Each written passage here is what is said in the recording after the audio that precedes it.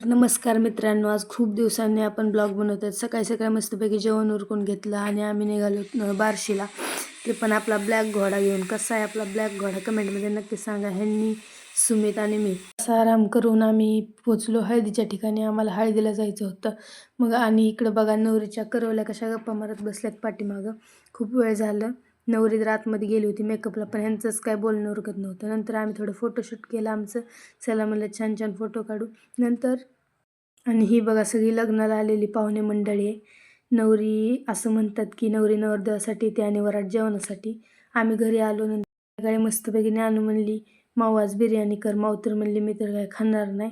मग मम्मीने मस्तपैकी बिर्याणीसाठीची सगळी तयारी करून घेतली आणि मस्तपैकी बिर्याणी करायला लागली. तोपर्यंत आम्ही बसलो होतो गप्पा मारत आणि ज्ञानू आली होती चिकन घेऊन. मग मम्मीने करायला घेतली बिर्याणी. चला म्हणलं तोपर्यंत आपण इशूचा व्हिडिओ बनवू. तर आजच्यासाठी एवढंच. पुढचा ब्लॉग नक्की पहा, लाईक करा, शेअर करा आणि कमेंट